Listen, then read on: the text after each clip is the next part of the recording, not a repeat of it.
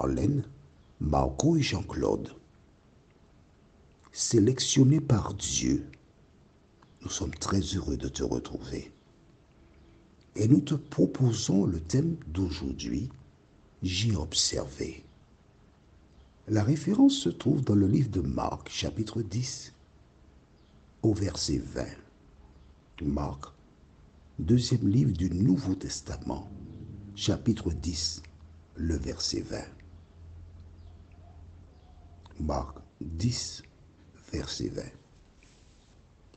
Je rappelle que tu dois toujours avoir le cahier de 300 pages, la pointe,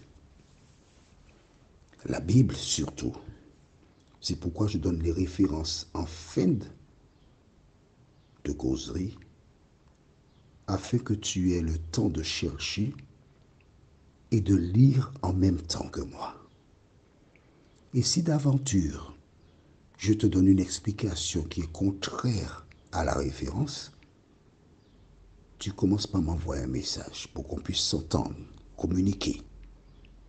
Et si tu n'es pas satisfait de ma réponse, alors là, tu cesses d'écouter les audios.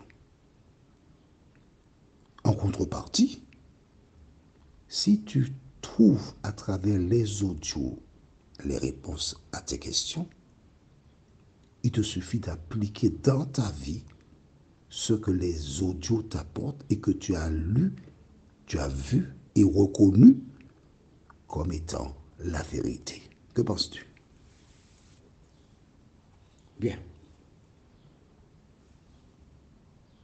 L'autre thème, c'est j'ai observé. Une toute petite prière encore. Seigneur, merci de cacher Jean-Claude derrière la croix et parle toi-même à ton peuple. Au nom de Jésus. Amen. Rappelle-toi, c'est cet homme qui a entendu parler de Jésus, comme toi, qui a fait des regroupements, comme toi, et qui est arrivé à la conclusion que Jésus est la clé de sa vie.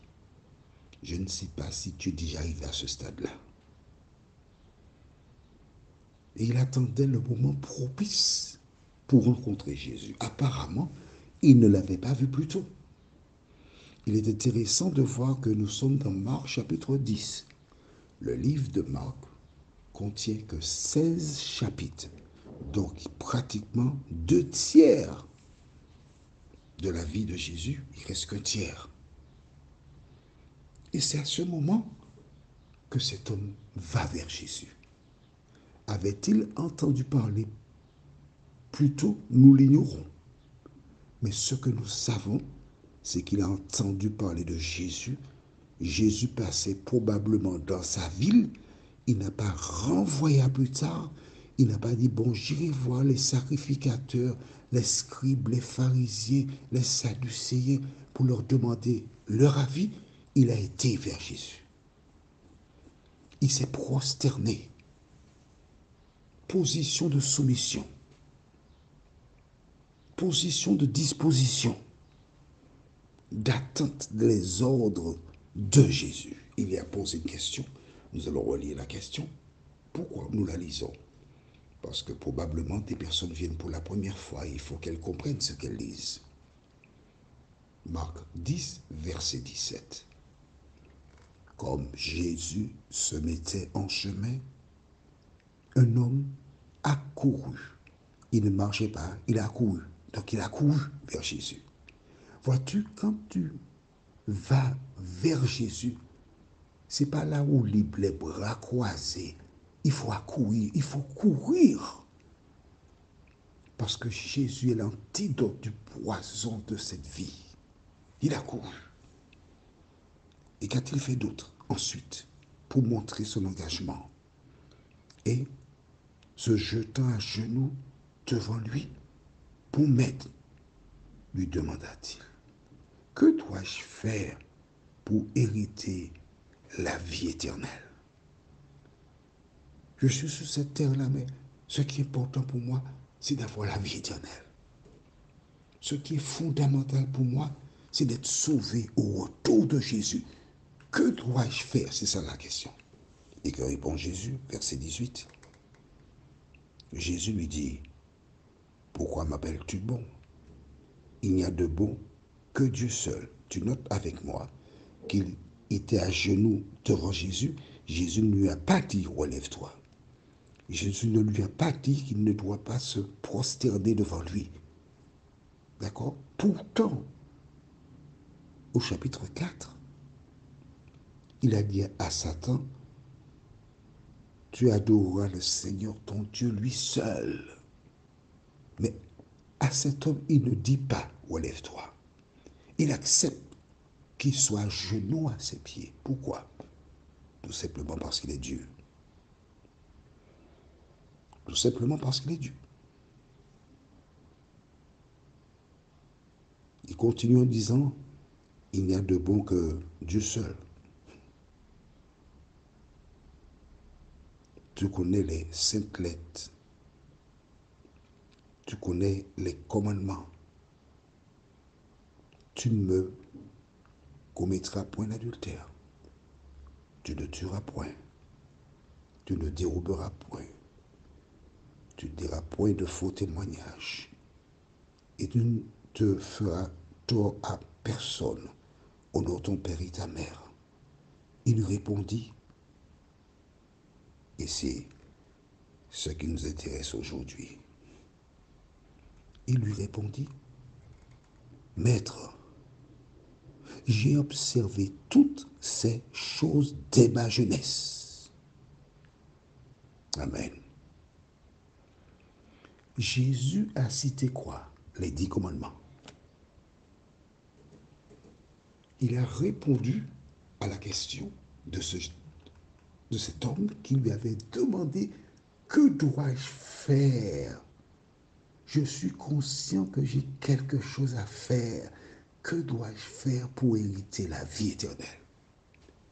Jésus n'a pas répondu, il n'y a rien à faire, il faut croire en moi seulement. Non, il n'a pas dit ça. Il a dit à l'homme d'observer les commandements.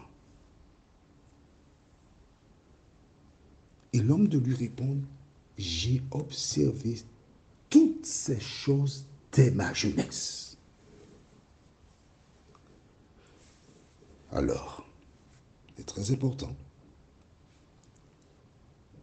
Comment se préparer pour être sauvé? Premièrement, tomber amoureux de Jésus.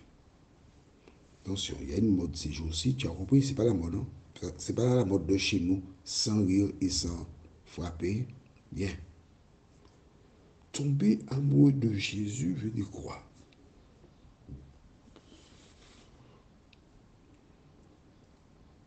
C'est quelqu'un qui se trouve en difficulté. Et tu peux aider cette personne. Tu tends la main à cette personne pour l'aider à s'en sortir. Une fois que cette personne a récupéré ta main, elle te congratule, elle te remercie. Elle ne manque pas de parler de toi autour et dire comment tu l'as sauvé. Lorsque tu as agi de la sorte, que fais-tu?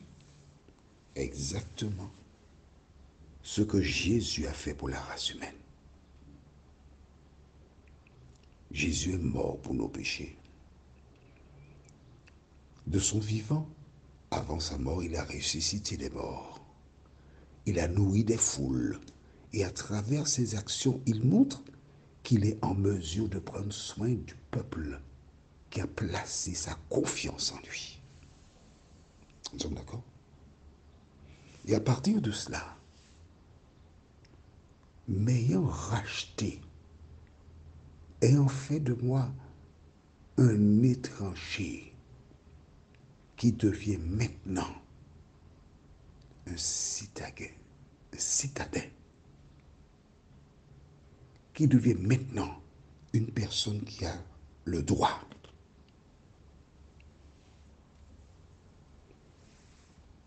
Alors que fais-tu? Tout ce qu'il te demande de faire, tu fais par amour pour lui. Beaucoup de personnes oublient que la relation, et je me répète, je le dis souvent, la relation entre Jésus et l'homme est basée sur l'amour, la reconnaissance. Et cet homme avait reconnu en Jésus son maître. Il avait reconnu en Jésus son instructeur. Il avait reconnu en Jésus celui qui a la clé pour qu'il entre dans la vie éternelle. Et à cette question, Jésus répond de manière claire et précise.